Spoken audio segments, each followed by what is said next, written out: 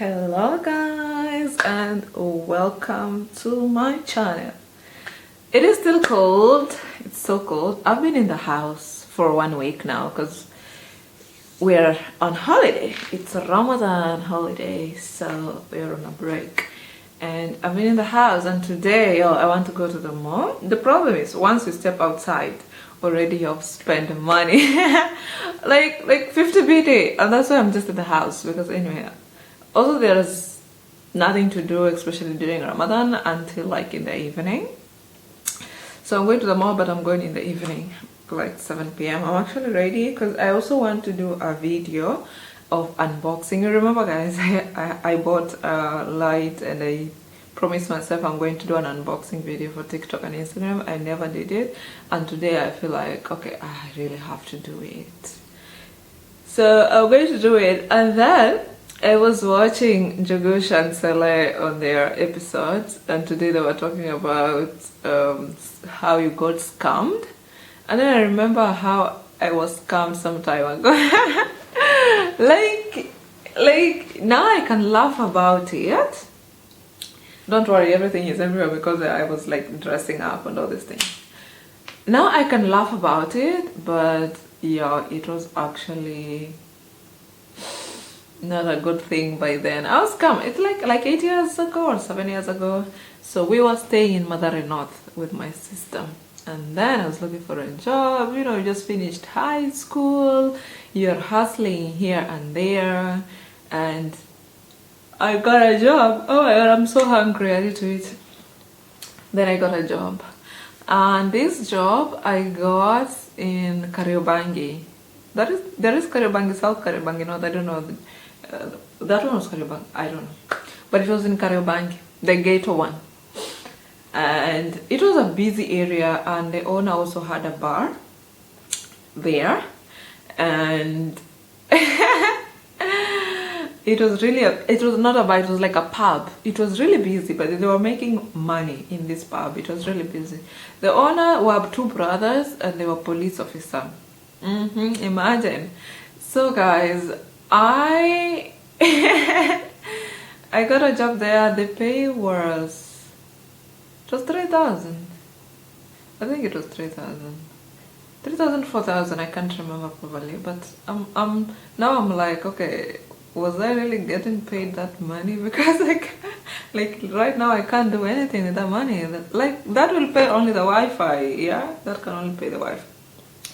Anyway, I got a job there. Everything was okay. And then my sister also was having like her own Mpesa shop, so she knew a lot about Mpesa, about Safaricom. Like, she really knew a lot about these things. I don't know why she didn't end up working in Safaricom, by the way. So I felt confident with myself, and why would I even be scammed? Like, why would I even be scammed, you know? Anyway, so I think I should eat first. I'm so hungry. Anyway, it was good. We were making money. I was operating with a lot of money. I was operating with like 200,000, 300,000. So it's a lot of money. And like I said, it was a busy place because it was like on the road. So it's busy, and it was nice. It was nice. I liked it there, by the way. And then one time there was one guy who started coming. Very handsome guy. He looks polished. You know, those people who look intelligent, polished, like that. He looked like that. And then he started coming, and we became friends. I think he like wanted, you know, to take me out on a date. I mean, I was young. I think I was like 19, 20 there, or 21. So I was still young. So he wanted to take me out on a date. You know, he was really, all the time he was coming there, like to take me lunch. And you know how when you're working this kind of jobs, you really want somebody to buy for you lunch, you know? So he used to buy for me lunch. Sometimes he would call. He used to say, I'm gonna take you out, but he never like took me out, like, you know, out from that place. Like when you're off day. Did I even have an off? I don't think I used to have an off. But he used to like plan like he would take me out on a proper date, not like that one around there just for lunch, or he will buy lunch and bring me there. You know how the Mpesa shops are. Anyway, so he one time he came there and he told me, but he's just asking, this is what happens. He first groomed me to be more like a friend to him, like I became more closer to him. He first groomed me like this. So me, I didn't expect like I'm gonna get scammed or something. So he started asking me just like, like now when I'm thinking about it is when I realize, holy shit, this guy was grooming me. Because he started saying like, how much Mpesa do you operate? How much, it's called what, float. How much float do you operate with, And I was like, yeah, 300k. Like, oh, that's a lot of money. So yeah, do you keep the money here? And I was like, yes, I do. But in the evening, we put it there in the pub. There was like an office inside where they will calculate all the money, and then the next day when I'm coming, I will just take all the money from there, like that. So he was like, oh, that's nice. He's just getting to know like how the business, how much they are making a month, how much, he was just asking like questions. So I mean, at this point, he's like a bit of my friend, so you can like share this kind of things with. Then one time he came and told me, do you know like we can actually make more money here. We can like I'm working, no, he told me he's working in Delarue. I know, guys, don't come for me. He said he's working in Delarue. He can help me. He can help me to make money. Like he knows how to make money. Like he has an ink. Okay, guys, it really happened a long time ago. But I'm trying to remember what he told me exact words. He told me he has some things that they make money with in Delarue that he can help me to make money.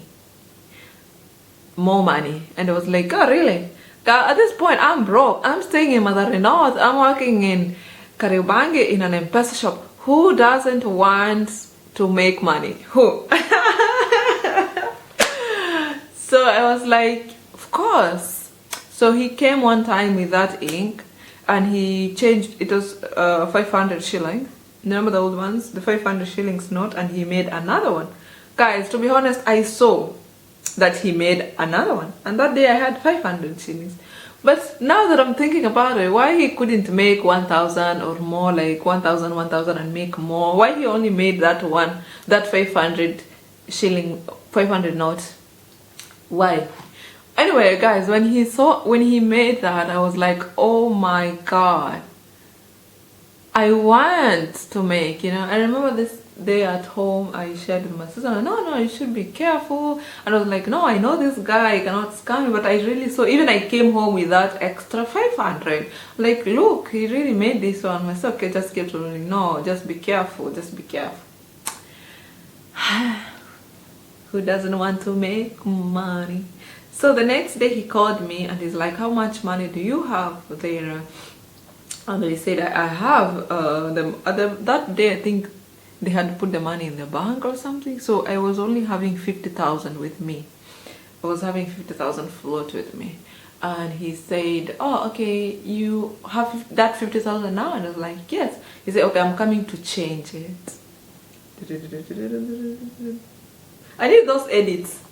How am I getting those edits? Because I need to edit this video with the sound, with the music of suspense, with everything, but I don't know how to, guys. Where do you get those stickers and videos? I want to edit like that. Anyway, I was like, oh, okay, what we're gonna do is, I'm coming. I have those things to make money. I don't need the ink or something else he was calling. I have those things. So if you have 50,000, just put all the money together, and then I'm gonna come to change it. I was like, of course. Then when he came and he told me, how much you have? And I said, and then we went to eat lunch. There was someone that was selling, like, then Karibangi, nyama choma, ugali. So we went to eat lunch, and I took the money with me. I went to eat lunch with him. I took the money with me, guys. I put, like, he told me, like, to put in a black bag, a plastic bag. But before there was this plastic bag still. So I took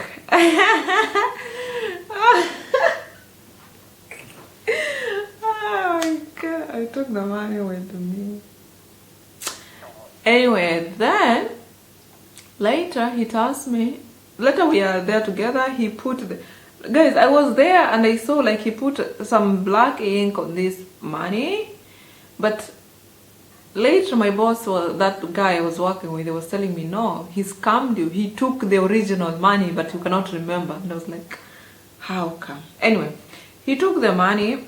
He did. I was there. He didn't leave the place. I was there. He changed. He told me, like, to sit on it. It's bundles of money. So I'm sitting on it so that the all ink can, like, penetrate in all the money. Guys, don't laugh at me. I need to drink wine when I'm saying this story, because what the hell? Anyway, so he told me to start on it. He removed, but now he started saying, it's not changing. Guys, he started saying, why it's not changing? There is something wrong with it. It's not changing. And I'm like, okay, I don't know what's happening. Then later on he told me, okay, this is what you're gonna do. You're gonna go home, you're gonna go back to work, because I had to go back. I had only 1 hour break. You need to go back to work with this money. He gave me the money, guys, the bundles, the 50,000 bundles, the ones that he put ink. So at that moment, guys, I don't know if he took the original notes and he went with it, and me, I remained with the fake ones, because that's what I think happened, because that's what they were trying to explain to me after what happened. But I don't know, because as far as I'm concerned, I didn't see him carry anything when he's going, and he gave me the 50,000 notes to come back home with, because they are not changing the color.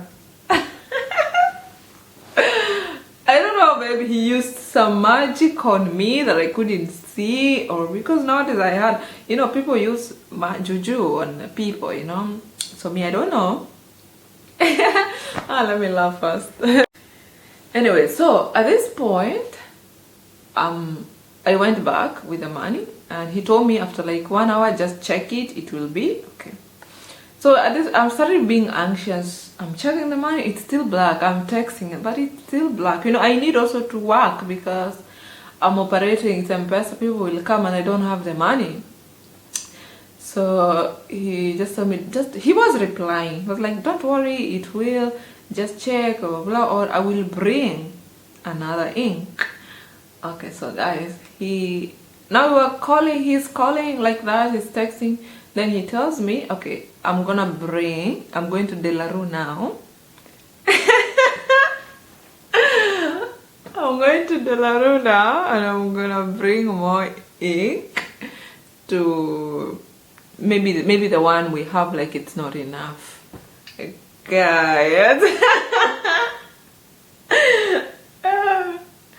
Then he, after like 15 minutes, he called me and tells me, you know what?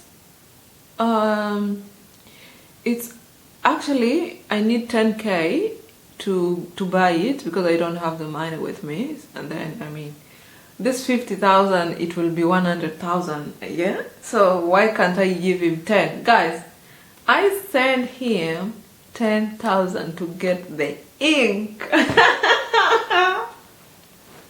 I did that. I sent 10,000 for him to get the ink. Yeah, call me stupid. Then after like 1 hour, I'm like, how come it's taking long? I'm checking the money, guy. It's still black, blue. And later, I realized he's not picking up the calls anymore. He has blocked my ass. And I was like, oh my god, I'm scammed. At that moment, still I'm not realizing I'm scammed. Like, oh my god, why he's not picking up? Because at first, when I'm trying to call, he's cutting and texting me say I'm in the Laru there. We're not supposed to pick calls. I'm going to call you when I'm out, but I'm going to get. Don't worry. I actually even forgot. Later on, he told me, "Do you have an extra 10,000 to send me?" At this point, by the way, I don't have money. The float that I had on the phone, it was that 10,000 and this cash. Like I say, they had taken the money in the bank, whatever, the people I was working with. So I don't have. I just told him, oh, I don't have. And he told me, why don't you go to the pub, because the pub is next here, to ask for more money. And I was like, no, they don't have as well. They actually didn't have. They had gone to the bank. Thank God they didn't have, because I think I could have been scammed more money. Yeah? Anyway. Anyway, later on, guys, I realized I'm blocked and he's not. I cannot call. And if I call like with another line, that number like is not even going through anymore. So there was one guy there who was having a stall. I don't know he was selling what. And then I shared with him. I just say, I think I am scammed. Because at this point, still it's not sinking like really that guy can scam me. Because I know this guy all the time. He comes there, he buys for me lunch. So I just shared him. I think I was kind of like, I told him the whole story, like, oh shoot, you're scam. So they called the owners. They came, like, what happened? I explained to them. That night they just told me, okay, go home, and because it was already late, and come back tomorrow we talk. And then I came here the next day and they told me, oh my god, explain everything. I came, they told me to come with a guardian or what. I was staying with my sister, so I came with my sister. And they talked and they like, you have to pay this money. And it was 60,000, God. You have to pay the money that you scammed. And they kept on telling me, no, that guy went with the original notes and gave you the fake notes. You just can't realize that. I'm like, no, but because I have the money with the ink, They keep on saying, no, that guy went with the money. So that day, guys, I cried. Oh my god, I cried. I remember they told me, okay, you will work and we will not pay you until the day you return the money. Okay, guys, the money is 60,000. I am being paid 4,000. How many months I'm gonna work for free? Like literally at this point I was like, okay, it's fine, I'm gonna work. But then when I'm realizing, like, how long am I gonna work for free without? No, it was just not even making sense. It was really not making sense. And I've never even touched, at that moment I've not even touched 10,000 with my own hands. Like, I never. So who is coming to rescue me? Me and my sister, we are broke. We're broke. In fact, I'm gonna remind my sister this story. I really should buy for her a house, and open for a business. So we really went through a lot in Madare North. This for me, I hate poverty. Guys, I hate poverty. I hate it. Because I have never touched 10,000 at this point. Nobody is there to help, because I don't have any family member who can come to help me. I'm always by myself. So I was like, okay, what can we do? We were even thinking of asking for our title deed of the house at home so we can give these people. But then how do we even start? So guys, there was one time I went to work. Guys, my camera is overheating. Anyway, so there's this day I came to work and they called the police on me, because maybe also they realized I will stop working. But actually I'm really a genuine person, So me, I was just coming to work, but maybe they felt maybe one time I will be tired, I will not be able to pay all this money, So they called the police on me. The police came and I explained to them what happened, but they took me to the police station. Guys, they took me to the police in Kariobangi, literally, yo. They took me, oh my god, I was crying, and the police asked what really happened. I explained everything, and then I remember they just to lock me in the cell. They locked me in the cell, and they asked me if there was somebody to call or something. They didn't take my phone though, so I called my sister. They really gave my sister stress. I called my sister and she came.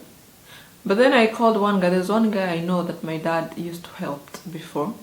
So he was like a distant relative, but like not relative. So he was in Nairobi. So I was like, okay, we don't have anybody else to call. So I called him and I called him crying. I'm like, I'm in a police station.